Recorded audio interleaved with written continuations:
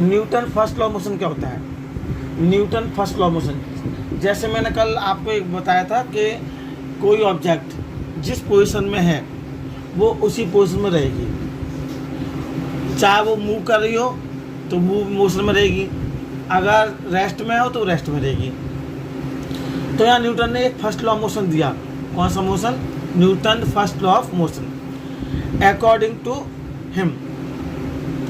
बिल्कुल ऐसी उन्हीं की लैंग्वेज में, if a body is at rest, if a body is at rest remains at rest,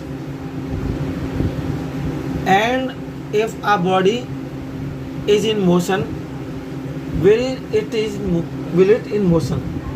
it means क्या हुआ? कोई ऑब्जेक्ट मोशन में है, मोशन में रहेगी, रेस्ट में है तो रेस्ट में रहेगी, unless and until it is compelled by external force, जब तक कि इस पर कोई एक्सटर्नल फोर्स अप्लाई ना किया जाए। To change its motion, to change its rest state of in motion. मतलब ये, जब तक उस पर कोई एक्सटर्नल फोर्स अप्लाई ना किया जाए तो इसकी स्टेट में कोई चेंज नहीं आएगा। ये न्यूटन का फर्स्ट लॉ ऑफ मोशन है। According to Newton, a body at rest will remain at rest, and a body in motion will continue in motion in a straight line with a uniform speed, unless it is compelled by external force to change its state or of uniform motion। समझ में आ गया? इसको अगर हम हिंदी में convert करें, explain करें तो अकॉर्डिंग टू न्यूटन कोई ऑब्जेक्ट रेस्ट में है, रेस्ट में ही रहेगी। जब तक उनको एक्सटर्नल फोर्स ना लगे। अगर कोई ऑब्जेक्ट मोशन में है, मोशन में ही रहेगी, जब तक कि उस पर कोई एक्सटर्नल फोर्स अप्लाई ना किया जाए जिससे कि उसकी पोजीशन को चेंज ना हो। समझ में आ गया? ये उसका न्यूटन का फर्स्ट लॉ ऑफ मोशन है। ठीक है, अब यहाँ से दो डेफिनेशन निकलती हैं। सबसे पहले आती है इनर्शिया। क्या आती है? Inertia. The tendency of a body, the tendency of a body to remains at rest और if moving to continue moving in a straight line is called inertia. मतलब क्या हुआ? एक ऐसी टेंडेंसी जो किसी ऑब्जेक्ट को उसी स्टेट में रहने के लिए रेजिस्ट करे, बाध्य करे। मतलब कोई अगर रेस्ट में है तो रेस्ट में ही रहने दे, मोशन में है तो मोशन में ही रहने दे। ये टेंडेंसी क्या कहलाती है? इनर्शिया कहलाती है। The tendency of a body to remains at rest और if moving to continue moving in a straight line is called inertia. आ रहा आपको समझ में? नहीं आ रहा? क्लियर है ना?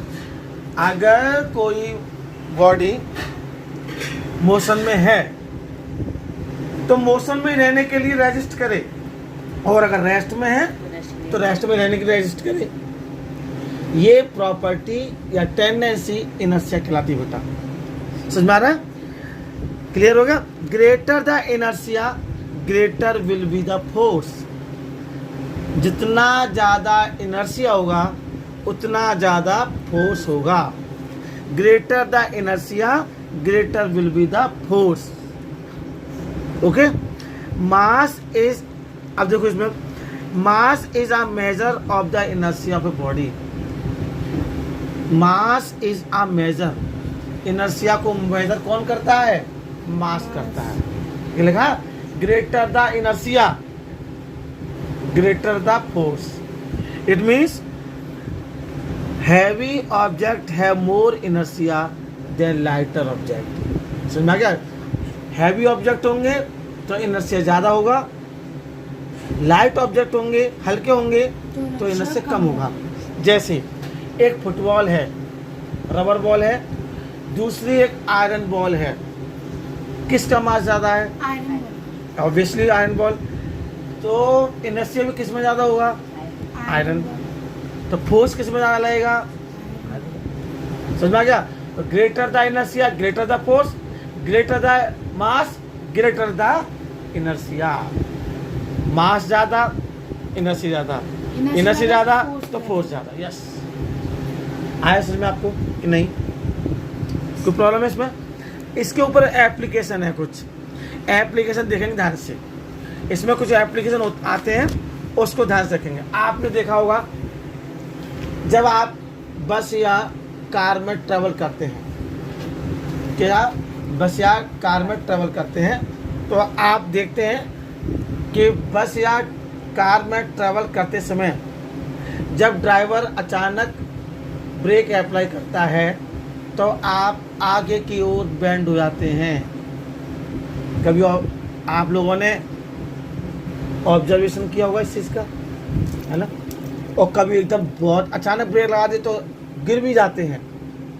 तो एक एप्लीकेशन है, क्या एप्लीकेशन है कि आगे की तरफ जब अचानक ब्रेक लगाए जाते हैं तो पैसेंजर आगे की ओर जर्क क्यों होता है, आगे की बेंड क्यों होता है? क्योंकि जब हम कार या बस में ट्रेवल कर रहे होते हैं, बस या कार में ट्रेवल कर रहे होते हैं, तो बस या कार में ट्रेवल करते समय बस या कार मूविंग मोशन में होती है। बस या कार क्या होती है? मोशन में। और हम लोग किस में होते हैं? रेस्ट में। किस में होते हैं? रेस्ट में। कभी ऑब्जर्वेशन किया कौन चल रहा है? बस। कार या बस, और हम क्या कर रहे हैं उसमें? हम रेस्ट में हैं। हमारी पोजीशन क्या है? रेस्ट पोजीशन है। और जैसे ही अचानक ब्रेक अप्लाई किए जाते हैं तो ब्रेक अप्लाई करने के बाद हम तो मोशन में आते हैं और जो बस होती है वो रेस्ट में आती है। इसी वजह से हम लोग आगे जर्क करते हैं, जर्क्ड फॉरवर्ड, मतलब आगे की ओर झुक जाते हैं। तो अब इसी में जो क्वेश्चन पुटअप किया जाता है, जब हम कार में सीट बेल्ट लगाना क्यों जरूरी है? ताकि हम आगे की तरफ ना जाए। क्योंकि अचानक अगर ब्रेक अप्लाई हो तो हम आगे जाने और से- तेजी से ब्रेक लगाए जाएं तो हमें कोई इंजरी ना हो। हाँ, ऐसा ना हो कि अचानक ब्रेक लगने के बाद हमारा सर आँच में लग जाए। हाँ, उससे आगे टकरा जाए और हम इंजर्ड हो जाएं। तो इंजरी से बचने के लिए जब कार मोशन में है और अचानक ब्रेक अप्लाई किए, ब्रेक अप्लाई करने के बाद अगर हम सीट बेल्ट का यूज़ नहीं करेंगे तो हम ज़्यादा जगह तो होती नहीं, स्पेस ज़्यादा नहीं होता, तो आगे जैसे झुकेंगे तो हमारे कोई ना कोई चीज टकराएगी। हो सकता है शीशा भी लग जाए, गिलास भी टकराया है तो, और इससे इंजरी हो जाए, जब और सीरियस इंजरी हो जाए, उससे बचने के लिए हमेशा सीट बेल्ट का यूज़ करते हैं। आ रहा आपको समझ में? नहीं आ रहा? क्लियर हो रहा है? बताइए, आ रहा है?